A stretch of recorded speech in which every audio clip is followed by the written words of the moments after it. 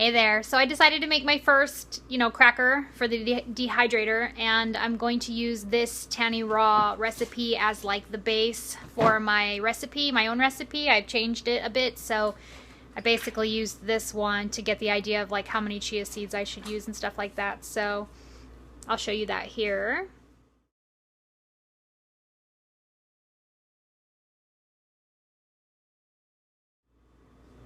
And this is, I used the half a cup of chia seeds and then 3 cups of water and some of the large carrots. I didn't count them. I just put as like, I don't know, like maybe 6 or 7, maybe not that many, I'm not sure. But it's that much. And I also added an orange pepper and some garlic. And I figured it's kind of like making a raw food soup, which I'm actually really good at. I usually like my raw soup when I make it, so I'm just going to try to make it taste like that. And then, the added chia seeds is what's going to hold it together. So I'm going to do that, and then I'm going to add some of this Costco no salt seasoning, and I'm going to add some Italian herbs. I have fresh cilantro, but I'm not sure if I'm going to like that with the carrot and the pepper.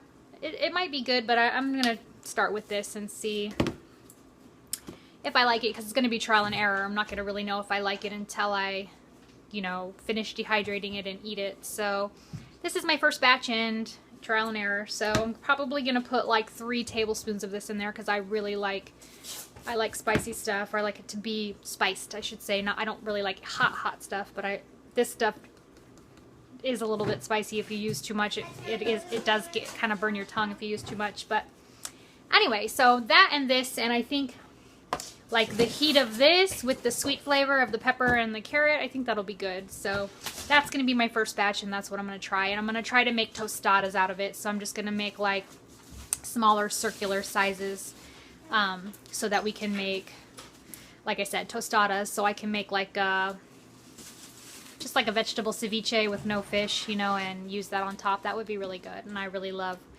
that. I usually would put black beans in it, which I could save some of them for like Sunday after my raw food challenge is over and do that.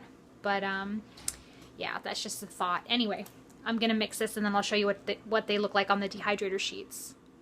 I decided I'm gonna add in some tomato paste too, to give it the more soupy flavor that I'm looking for.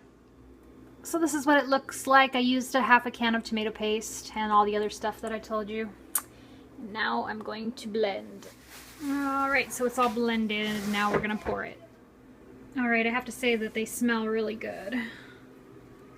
And I'm not sure about how far I should thin these ones out, but I guess that's about the size of a tostada. I think I might have poured too much. They're going to end up together. Looks like a pizza, a mini personal pizza size. Oh well, it's all about the trial and error, like I said. So I'm going to do this to a couple trays, and we'll see how they turn out.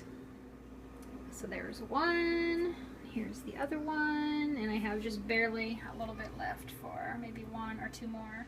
So they're mostly raw. They have garlic and tomato paste in it, so that makes it not completely raw. But oh, here, let me show you what they look like in the dehydrator.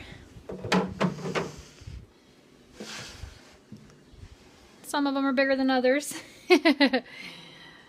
But I don't mind having a giant tostada.